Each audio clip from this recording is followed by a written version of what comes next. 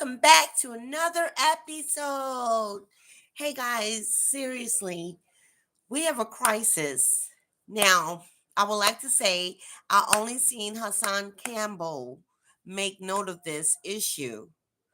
And I've seen one more person just now, and then I will be the third to speak on this because it's not on the major media news outlets. This is a crisis in Indiana, guys. 130,000 people are without power and water. And it's been this way since August the 11th. This is why I tell you guys anything catastrophic could happen at the drop of a dime. I have many videos for you Indianians, okay, that you can resort back to how to survive when the power is out and you have no water. I'm in the state of Florida. Of course, you guys know hurricanes come through, okay? Been experiencing for a long time. On that note, I know what I'm speaking about, okay? And how to manage when the lights go out because this happened if you don't have a generator and if the waters are flooded like they had 11 inches of rain, it's no way they can keep that plug. You get what I'm saying? The power is out. So I have many different methods, and also you can research, call for your resources, make sure that you're keeping in touch with friends and family, letting them know what's going on. And if at any rate you can get a hotel or maybe go away to a family or friend's house until the water resides or go away, that would be the most safe thing, okay? Because at nighttime, things are happening, guys, in Gary, Indiana. Please do keep them in your prayers. And I will not chitter chatter any longer. Let's get into it. And please check out Hassan Campbell take on this as well. Thanks, He fell into a sinkhole that the flood had opened in the road. He never came back up. An 18-year-old who was supposed to start college in a few weeks jumped into a river with his friends, and his body was found 2 days later in a cornfield. A 58-year-old woman's car was swept off the road by moving water, and she was found dead in a field with her dog beside her. A 4-year-old boy was asleep in his bedroom when a tree came through the roof. These are not statistics. These are the people that the Indian flood of 2026 took. And the water is to... Guys, you really have to be alert and pay attention. I say it all the time, and I'm going to stress it even more so 10 times 10 because things are happening and it's happening speedily. Let's continue. moving. As of this morning, 7 people are confirmed dead. 130,000 homes and businesses are without power. More rain is on the way, and the flooding has now spread beyond Indiana's See the flood, borders into guys? Ohio, Look at this. Kentucky, and West Virginia. This disaster is not over. And the question you need to be asking right now is not just what happened, but why this keeps happening, why the warnings keep going out, and why people keep dying anyway. Stay with me. This is the full story. On August 11th, 2026, a derecho developed over eastern Iowa. A derecho is a widespread, long-lived windstorm associated with a fast-moving band of severe thunderstorms. This one developed around noon UTC and lasted until at least 5:25 in the afternoon as it tore across into Indiana. It brought down trees, power lines. Hey guys, look at this. This is in real time. Like, you know what? Well, let's get back into it and I'll share it in a moment because I gotta think on it if I need to share this with you guys. And it was just something that I was told. And I want to know your take on it. Let's continue. And the first wave of damage. But the derecho itself was almost a prologue. What came after it was far worse and far more sustained. After the derecho moved through, a frontal boundary set up across the Midwest installed. This is the key word: stalled. The front stopped moving, and when a front stops moving, the storms that form along it stop moving too. They fire up along the boundary. They track across. Please the subscribe, guys. The rain, Indiana is underwater. And then the next cell forms behind them and does it all over again on the same ground. Meteorologists call this training because the storm cells run in a line like train cars down the same track, one after another, hour after hour, all dumping rain on the exact same soil. The reason the front stalled is equally important. A heat dome had parked itself over the southern United States, blocking the atmospheric steering flow that would normally push the front eastward and out. Guys, and this happened since August 11th. And in the Gulf of Mexico, a high-pressure system was acting like a pump, feeding warm, moisture-heavy air northward directly into that stalled boundary. Every single piece of the setup was working against Indiana at the same time. The heat dome, Gary, Indiana. The Gulf was loading the storms with water, and the storms just kept forming and firing and training across the same counties day after day. The National Weather Service reported that some parts of Indiana received more than 11 inches of rain over just a few days beginning August Wow. 11th. The highest single location total was 11.5 inches Jeez. near New Lisbon in Henry County.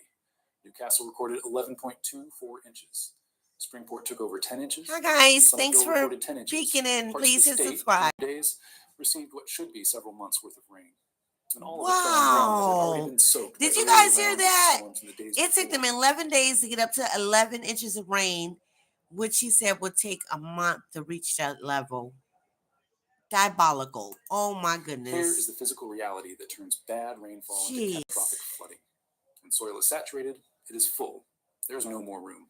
Every additional inch of rain that falls on saturated soil has almost nowhere to go except directly into the nearest stream, creek, drainage ditch, and eventually river. Right. The water does not soak in. It runs off almost immediately, almost entirely. You see what So I when mean? 11 How the inches water fell is on flowing central down. Indiana It in those doesn't days, those 11 inches it doesn't did not drain behave like into the rain absorbed by soil. they behave And like this is 11 what inches causes of the water flood. poured directly into the White River with almost no delay and almost no reduction. The river had to take all of it, and the White River took all of it. The flooding concentrated first Look at this, along the western guys. part of the state. Flash flood Oh emergencies were declared for parts my. of 7 counties in eastern Indiana, the highest level of flood warning that exists. Rivers in eastern Indiana hit major flood stage. Then the water moved west into the central corridor, into Hamilton County, to Indianapolis itself.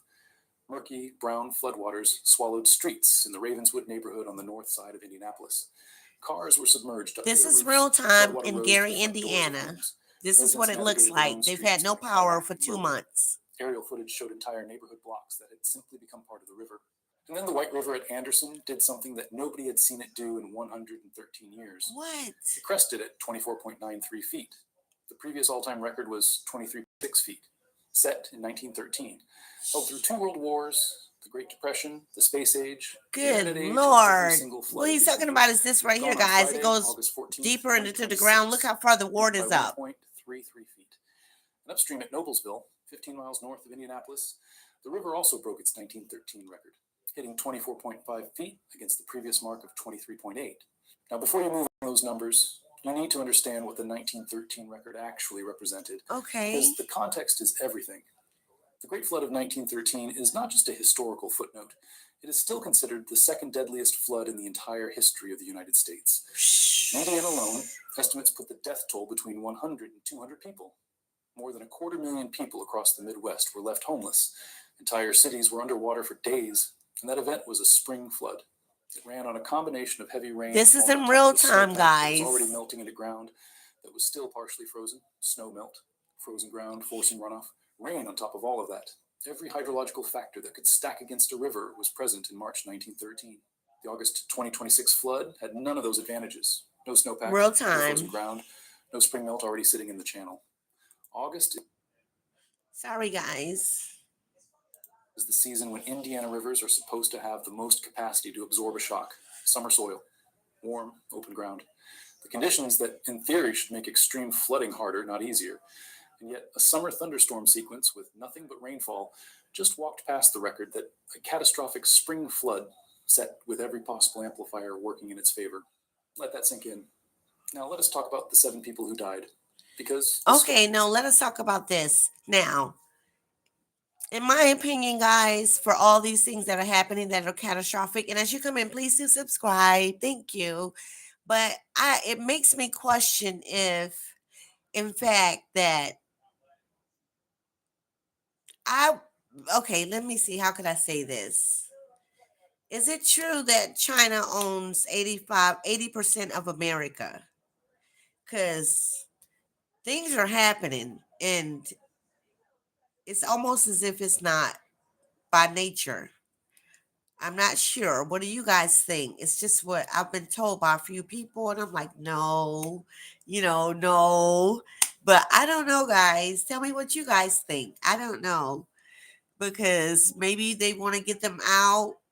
I don't know. This is just it's insane because nothing like this has ever happened in Gary, Indiana. In the Midwest, more so because they're in the like middle of the states. So this is kind of like throwing me off. But this is in real time. 130,000 people, no power, no lights for 2 months. 2 to 300 people have passed. Please keep them in your prayers, guys, okay? And I'm not going to bring the energy of the people that lost their lives, but may they rest in peace. And guys, please stay focused on what's important. All in a clan lifestyle. Educational purposes only. Thank you.